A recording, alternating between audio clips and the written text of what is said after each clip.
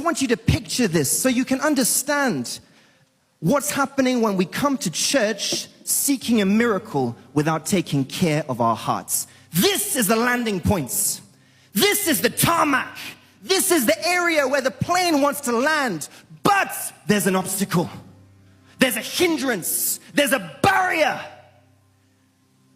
No matter how fervently you pray, no matter how passionately you worship, no matter how you fast, you do all-night vigil, so far as the obstacle is still there, the plane cannot land.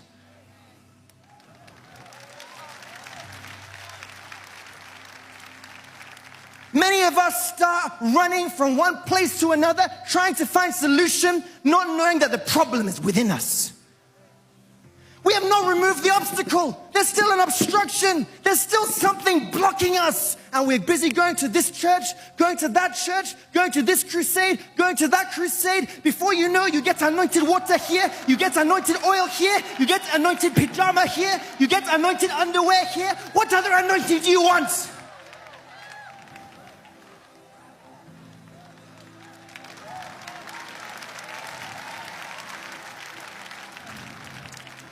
You run from man of God to man of God, but the problem is within you. There's an obstacle. And you know what happens? This is the painful parts. By the time you run up and down, look for solution, and you don't seem to see that blessing coming, you hear the noise of the plane going over you, missing you. Someone else receiving a blessing, someone else receiving that touch. You say, why not me? You begin to look at God in a bad light.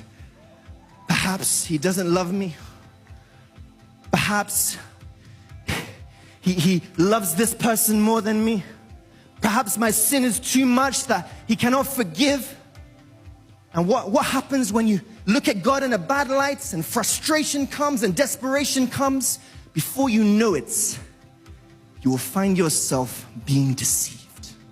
Just imagine, you that are looking to remove the obstacle, by the time in that frustration, in that desperation, someone says, let's go here. You go there and you find yourself in the house of a spiritualist, where you are touched by someone who's not supposed to touch you, where you taste what a Christian is not supposed to taste. Rather than removing the obstacle, you only seem to increase it.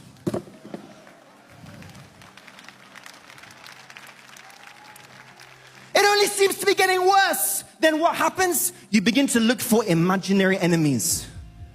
That's my aunt cursed me when I was young. She is the cause. That's my grandmother. Oh God. God will deal with her. What happens? What's going on? As a result of that, another obstacle. Oh my God. Another one.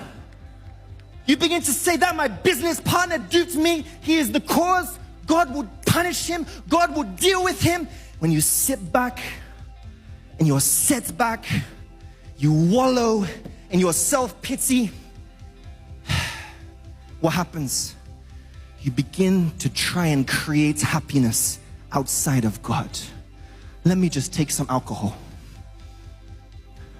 As you take the alcohol, what happens? What happens? What happens? Another one!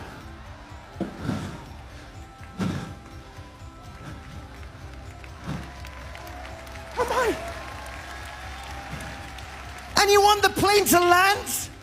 You want God to come with his cargo of blessings, peace, joy, abundance, all the promises in the scriptures. You want them to be released unto your life, but your heart is filled with obstacles. Maybe this is offense. You've not forgiven that person that offended you last year, and you're here in the church today. God bless me. God heal me. God deliver me. God set me free.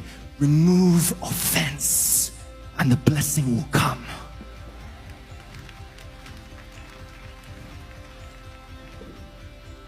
What am I trying to say, brethren?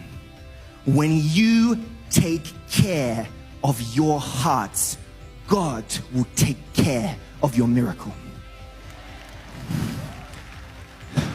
When you take care of your hearts, God will take care of your blessing. When you take care of your hearts, God will take care of your success. Stop looking for imaginary enemies around you and start looking within.